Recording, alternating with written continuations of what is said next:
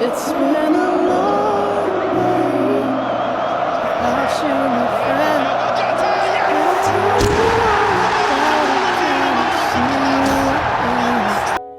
Diego Jota yitabye Imana, ariko ibinyamakuru byinshi biragenda byandika ndetse kandi bikavuga ku nkuru za Diego Jota ndetse n'ibyo yagiye akora mu buzima bwe bwa buri munsi. Diego Jota yaranzwe n'ubwitonzi ndetse kandi no gucisha bugufi, kuko abenshi bakinanaga mu ikipe imwe bamubonaga nk'umuntu udasanzwe ndetse kandi bakamuha icyubahiro nk'aho bakimugomba, kuko nanone yicishaga bugufi ku rwego nawe utabasha gutekereza.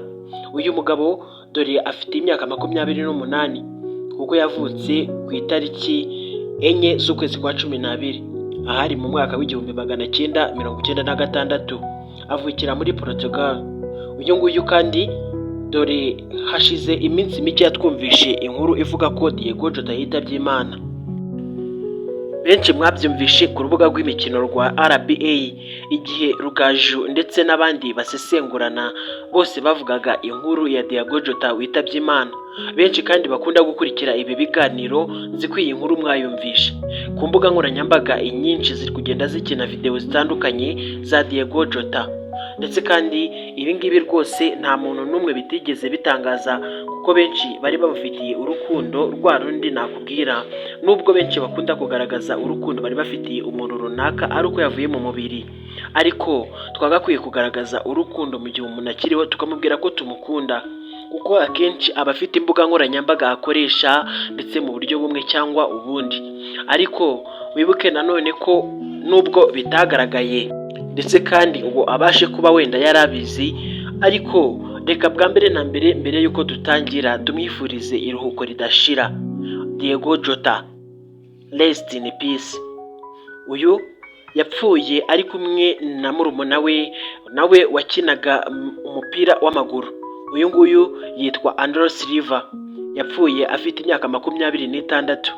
Uyu nanone bari kumwe mu modoka amutwaye, ariko mu gihe bari mu muhanda barimo batambuka ndetse kandi bari kugenda muri iyo modoka yabo, bagerageje kudepasa imodoka yari bari imbere, ariko nanone mu buryo bumwe cyangwa ubundi bakase mu gihe bari bakirimo gukata, kuko nyine kudepasa nawe uzi uburyo bikorwa. Hanyuma imodoka yahise iturika ipine maze ifatwa n'inkongi y'umuriro. Gusa nanone ibi ngibi byaratunguranye cyane, kuko byabaye mu kanya gato nk'ako guhumbya. Abaganga ndetse n'abapolisi muri rusange, abashinzwe kuzimya inkongi z'umuriro bahise bahagera mu kanya gato, ndetse kandi basanze ubuzima bw'aba ngaba bwamaze kujya mu kaga, kuko nanone bari bashizemo umwuka. Birasa naho ibi ngibi byabaye mu buryo butunguranye. Ntabwo twavuga ko abangaba bitabye Imana wenda nka kwa kundi bakubwira ngo umuntu yagonze hanyuma apfira mu nzira arimo kujyanwa ku bitaro ngo yitabweho. Oya, kwitaba Imana k'uyu mugabo byashegeshe abakunzi ba Liverpool, ariko nanone cyane cyane byashegeshe abo mu muryango we, kuko nabo ubwabo batatekerezaga ko ibi ngibi byabaho. Birasa naho ari inkuru yabatunguye.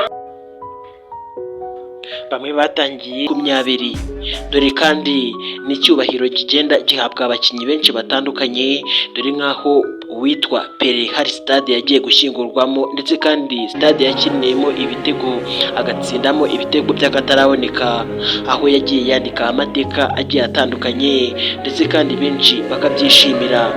Wenda wigeze kwicara aharebererwa umupira w'amaguru ndetse wenda unezezwa n'uyu mukinnyi wa Liverpool ayiriwe witwa Diego Jota, ariko niba nanone warigeze gushimishwa n'uyu mukinnyi, ntugende utanditse comment ndetse kandi ngo umubwire ngo aruhukire mu mahoro, kuko hari byinshi nanone yagiye akora ubundi abandi batabasha gutekereza.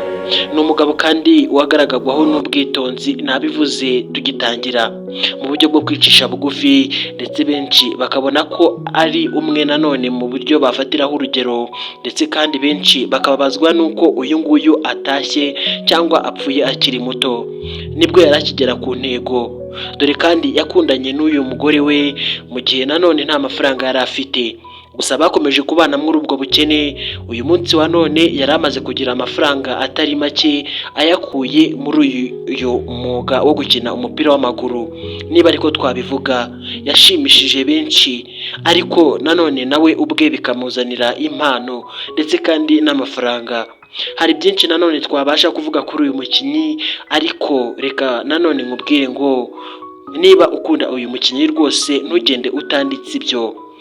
Gusa nanone murumuna we Andre Silva nanone nawe yakoraga ibijyanye no gukina umupira w'amaguru.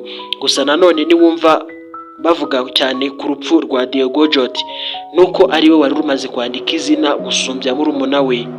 Gusa nanone bakundanaga ku rwego ruri hejuru, bavutse ari abana babiri bonyine. Bisobanuye ko umuryango wa Diego Jota usigaye nta mwana n'umwe ufite. Ni umubyeyi kandi usigaye mu gahinda.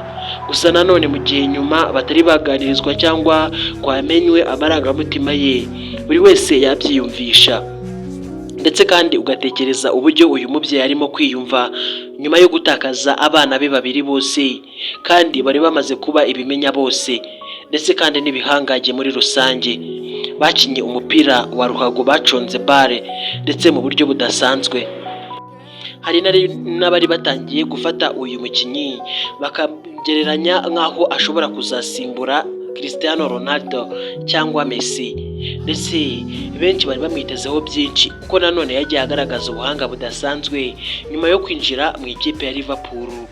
Gusa nanone iyi kipe nayo kuba yaramuguze amafaranga agera kuri miliyoni 41 z'amapawundi, ibi ngibi bisobanura agaciro ka Diego Jota ndetse n'urwego yari amaze kugeraho mu buryo bw'imikinire. Gusa nanone mu buryo budasanzwe ntabwo twakwibagirwa kwa keza kadahora mu itama. Ese nawe utekereza ku munsi uzataha? Ese uzataha warakoze iki? Diego Jota apfuye akiri muto, ariko nanone arafite ibikorwa byinshi benshi bamwibukiraho. Tekereza wibaza uti ngewe bazanyibukira kuki? Ese wenda mu kwicisha bugufi bamuvugagaho, nanjye bazabimvugaho? Cyangwa wenda mu buryo bwo gukora ibishimisha benshi mu bandeba nabyo bizaba byinshi? Ese ntabwo uzagenda benshi bagasigara bavuga ngo mbese ubundi yarari ahangaha atumara iki cyangwa akora iki? Yego wenda ntushobora gushimisha abantu, ariko tekereza wibuke ngo mbese njyewe n'iki naba nkorera sosiyete muri rusange ikabyungukiramo, kabone naho bankuraho ibyishimo bikeya ariko bigatangwa. Kuko nanone gushimisha abantu benshi n'ubushobozi bw'abantu bake, ariko kubababaza biri mu bushobozi bwa bose. Rero mu kuba Diego Jota nanone yanyuzagamo agashimisha abantu, bigaragaza ubuhanga bwe budasanzwe. Reka tubwire uyu muvandimwe ngo naruhukire mu mahoro kandi agire uruhuko ridashira. Yababaje benshi kimwe na Liam Payne waririmbaga mu itsinda rya One Direction. Gusa Imana ikomeze batuza heza bavandimwe. Jye mwari kumwe, nitwa Thomas. Mukomeze kugira ibihe byiza. Bye.